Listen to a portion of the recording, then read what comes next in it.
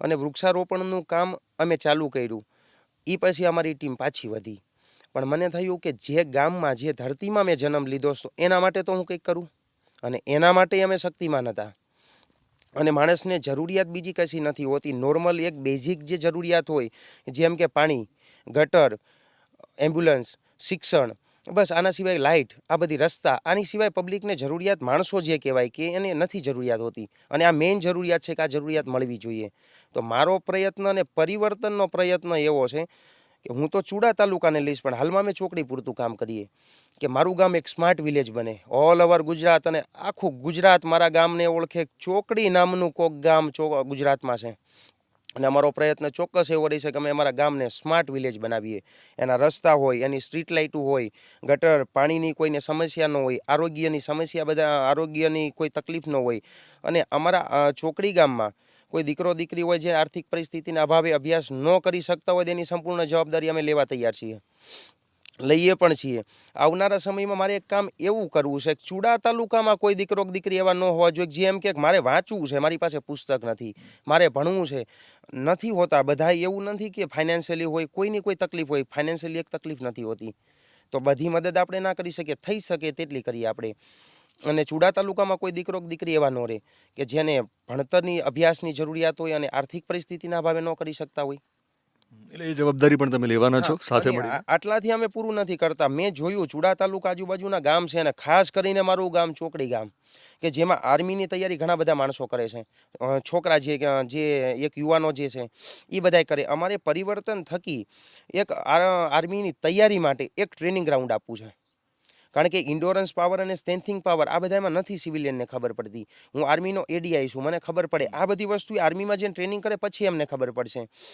એ third class training કરશે. મેં third class, second class અને ફર્સ્ટ ક્લાસ ટ્રેનિંગ કરી. હું બેસ્ટ સ્ટુડન્ટ છું. તો એ ટ્રેનિંગ હું એમને અહીં આપું. અને એક ટાઈમે સુરેન્દ્રનગર જિલ્લામાં કે ગુજરાતમાંથી કોઈ ગામમાંથી વિદ્યાર્થી કે જે મતલબ સ્ટુડન્ટ આર્મી સોલ્જર હોય, કોઈ ગામમાંથી ન હોય, મારા ચોકડી ગામમાંથી એટલા હોય. અને આ પછી એમને મારે એક પરિવર્તન થકી એક લાઇબ્રેરીનું લોકાર્પણ કરવું છે. લાઇબ્રેરીનું લોકાર્પણ કરવાથી બે વસ્તુ હતી કે સૌથી પહેલાં જે વિદ્યાર્થી ટ્રેનિંગ કરે, ટ્રેનિંગથી એમને આપણે પૂરું નહીં કરીએ. એમને રીડિંગની તૈયારી આપણે કરાવશું. એક જે આર્મી સિસ્ટમથી step by step, time to time અને કરશે. બધા ઇન્ટરેસ્ટેડ. તમે એમને રસ્તો બતાવો, ચાલવા માટે તો તૈયાર છે બધાય. અને બીજી વસ્તુ કે જે લાઇબ્રેરી બનાવીએ એમાં સર્વ ધર્મના પુસ્તકો, પરિવર્તન ચેરિટેબલ ટ્રસ્ટ, કોઈ જ્ઞાતિ જાતિ કે ધર્મને ભેદભાવ અમાને અનુસંધાને નથી. અને તમે છે ને લાઇબ્રેરીનું લોકાર્પણ કરવાના છો. એ પહેલાં એમ્બ્યુલન્સનું એક લોકાર્પણ હમણાં જ કર્યું છે, બરાબર ને? પણ તમે સર્વધર્મની વાત કરી છે, તો મેં એક વિડીયો તમારો એ પણ જોયો હતો કે જેમાં મુસ્લિમ બિરાદર પણ છે, હિન્દુ પણ છે, અને તમે સ્ટેજ ઉપર કશું બોલતા જોવા મળો છો. એના વિશે વાત કરશો. એ કાર્યક્રમ શું હતો અને એની જુદી વાત શું હતી જે કદાચ સમાજમાં એક બહુ મોટો સંદેશ આપી શકે? જી, પરિવર્તન ચેરિટેબલ ટ્રસ્ટ દ્વારા ગઈ 16 તારીખે અમે કાર્યક્રમ રાખ્યો હતો. સર્વરોગ નિદાન કેમ્પ, બ્લડ ડોનેશન કેમ્પ. વિદ્યાર્થી અમારા 1300 સમથિંગ વિદ્યાર્થી છે, 1 થી 12 ધોરણ સુધીના. અમે બટુક ભોજન એમને કરાવ્યું હતું. અને 1536 જેટલી ભગવદ્ ગીતાનું અમે વિતરણ કર્યું. પણ અને એ દિવસે અમે જાહેરાત કરી દીધી છે કે ચોકડી ગામમાં કોઈ દીકરો દીકરી હોય કે જેને આર્થિક પરિસ્થિતિના અભાવે શિક્ષણમાં તકલીફ પડતી હોય તો એની અભ્યાસ પૂરો થાય ત્યાં સુધીની સંપૂર્ણ જવાબદારી પરિવર્તન ચેરિટેબલ ટ્રસ્ટ લે છે. પણ એક સંકુચિત માનસ જે છે સમાજમાં કે ભગવદ્ ગીતાનું વિતરણ કરીએ તો એ એવું માને કે ભાઈ હિન્દુ ધર્મને તમે બઢાવો આપો છો કે બીજા ધર્મને તમે ના નાખો છો. પણ હું હિન્દુ સંસ્કૃતિનો માણસ છું. સર્વ ધર્મ સંભાવ, વસુધૈવ કુટુંબકમ, આ હિન્દુ સંસ્કૃતિનો સ્લોગન છે, મને ખબર છે. અને કોઈ ધર્મ નાનો નથી, કોઈ મોટો નથી. આજની તારીખે મુસ્લિમ બિરાદરી હોય તોય મારે અંગત રિલેશન છે. આજની તારીખે હું દરગાહે જાઉં છું, મંદિરે જાઉં છું. ધર્મ કોઈ નાનો નથી. એટલે ભગવદ્ ગીતા સમયે જે વિતરણ કર્યું હતું તો સૌથી પહેલી ભગવદ્ ગીતા ચૂડા દરગાહના જે અમારે ફકીર છે અનવર બાપુ, સજ્જન ભલા માણસ છે, એમના હાથે અમે દેવડાવવાનું નક્કી કર્યું હતું. મેં આપીએ તો આથી કરીને કોમી એકતાનો મેસેજ મળે. અનવર બાપુએ જ્યારે ગીતાનું વિતરણ કર્યું ત્યારે એમને ખુદ ગીતા માથે મૂકી હતી. એ બહુ મોટો એક સંદેશ મળ્યો છે. ત્યાં એક બ્રાહ્મણ છે દવે, એ કશુંક ઉર્દુમાં જેને કહીએ આપણે, જે મુસ્લિમ બિરાદરો કરે, એ આખી શું ઘટના હતી? જે ટાઈમે અનવર બાપુને ભગવદ્ ગીતા આપવા માટે વિદ્યાર્થીને કહ્યું તો અનવર બાપુએ ભગવદ્ ગીતાજીને માથે ચડાવી અને પછી એમને આપે છે.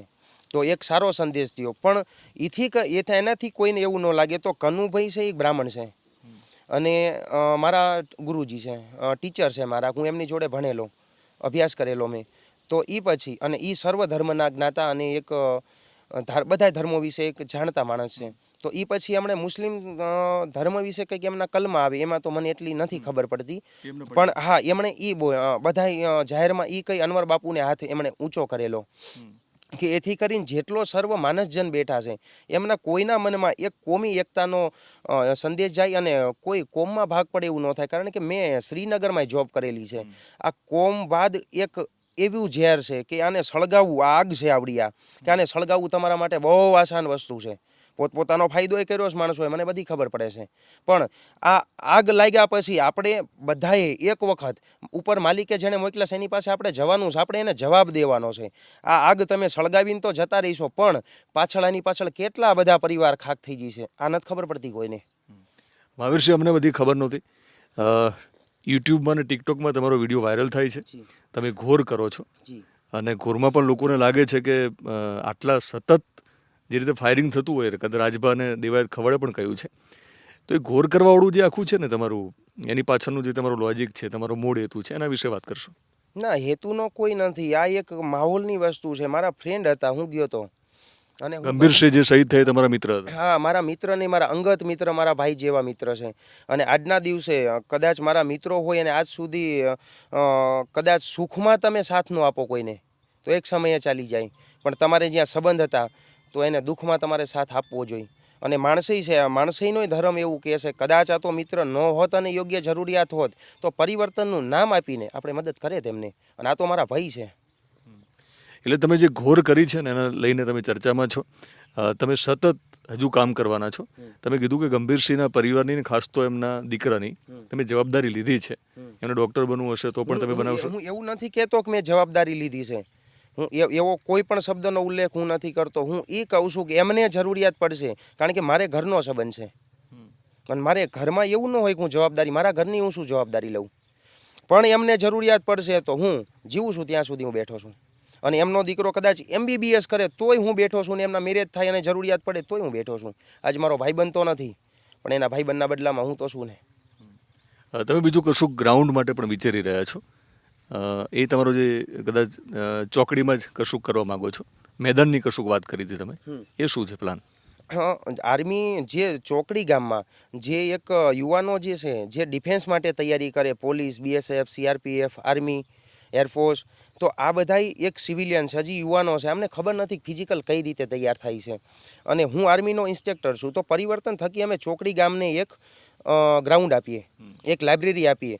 તો આ મારો હેતુ મૂળભૂત એવો હતો કે કોઈ માણસને જિંદગીભર સુધી તમે ખવડાવી ન સાચવી શકો, કે તમે એમને પાલન એમનું ન કરી શકો, પણ તમે ચોક્કસ એમને એવું કામ આપી શકો કે માણસ એના સ્વમાનથી જીવે, એનું પોતાનું કામ કરે, પોતાના હાથથી કમાય અને પોતાના સ્વમાનથી પોતાની જિંદગી જીવે. તો આર્મીના ગ્રાઉન્ડથી મારે ડિફેન્સમાં એટલા બધા યુવાનો મોકલી દેવા છે કે આજુબાજુમાં ક્યાંય કે કોઈ ગુજરાતમાં કોઈ ગામમાં ન હોય. અને મારી સંકુચિત ભાવના એવી નથી કે ચોકડી ગામ, આજુબાજુના ગામો યુવાનને જરૂર પડે તો આપણે તો એમને મદદ કરવા બેઠા છીએ. મદદ કરવાનોય હું શબ્દ નથી વાપરતો, એમને જરૂર પડે તો આપણે એમની જોડે ઊભા છીએ. અને આપણે એવા યુવાનો તૈયાર કરીએ જે એક દેશ માટે, રાષ્ટ્ર માટે કંઈક કરે. બાકી આ વિકાસની આંધળી દોડ છે, રાષ્ટ્ર પતનના પાયે છે, ને ક્યાં જવાનું છે એનો કોઈને અંદાજ નથી. મને દેખાય છે કે રાષ્ટ્ર ક્યાં જશે. આ વિકાસની આંધળી દોડમાં બધાય ભરમાઈ ગયા છે, આમાં કંઈ નથી મળવાનું કોઈને. છેલ્લે પ્રકૃતિનો નાશ થશે, યુવાનનો નાશ થશે, સંસ્કૃતિનો નાશ થશે અને રાષ્ટ્રનો નાશ થશે. અને સંસ્કૃતિ, હું હિન્દુ સંસ્કૃતિ એવી સંકુચિત ભાવના નથી વાપરતો, સૌની સંસ્કૃતિનો નાશ થશે. આદિ અનાદિકાળથી એક હિન્દુસ્તાનની ધરતી એવી ધરતી છે, સર્વ ધર્મનું પાલન કરીને એનું પોષણ કરીને એને મોટો કરતો એ બધું નાશ થશે. મહાવીરસિંહ, તમારા આદર્શ કોણ છે? કારણ કે ઘણા કિસ્સામાં લોકોને બધું જાણવું હોય છે કે મહાવીરસિંહના આદર્શ કોણ હોઈ શકે, એમને કયું પાત્ર, કયું કેરેક્ટર એ આકર્ષે છે? મારા આદર્શ શિવાજી છે. શિવાજી વિશે મને વાંચવાનો, રીડિંગનો મને જાજો શોખ છે, વધુ શોખ. મેં શિવાજી વિશે પણ ઘણું બધું વાંચ્યું છે. એક શિવાજીનું જે જીવન ચરિત્ર છે મને સૌથી વધુ ગમે. આ જે સમય આપણે ઇન્ટરવ્યૂ કરીએ છીએ ત્યારે હજુ કદાચ એક શરૂઆત છે, બીજા પડાવે ફરી આપણે મળવાના છીએ જ્યારે તમે વધારે કામ કર્યું હશે. તમને હજુ કશુંક લાગે છે કે તમારે એ વાત પણ કરવી છે કે જે તમારું સ્વપ્ન છે અને મોટાભાગની વાત તમે કરી જ છે, તેમ છતાં તમે હજુ શું કરવા માંગો છો આગામી દિવસોમાં? સ્વપ્ન એવું મારું એવું ડ્રીમ નથી કે હું આ સ્વપ્ન પૂરું કરું કે એના તરીકે અવતાર આપ્યો છે, જન્મ આપ્યો છે આ ધરતી ઉપર. આપણે જવાનું જ પાછું એ નક્કી છે. તો પર્સનલ લાઈફમાં તો સૌ પોતપોતાનું જે કરતા હોય ને સૌ કરે છે, અને હકીકત છે. અને હું કહું છું કે હકીકત છે. પણ 5 કામ તમે એવા કરીને જાઓ કે માલિકને તમે જવાબ દઈ શકો, અને મારે એ કરવું છે. અને મારે મારા ગામને સ્માર્ટ વિલેજ બનાવવું છે, કે મારા ગામ જેવું, મારા ચોકડી ગામ જેવું આખા ગુજરાતમાં કોઈ ગામ ન હોય, આખું ગુજરાત મારા ગામને ઓળખતું હોય.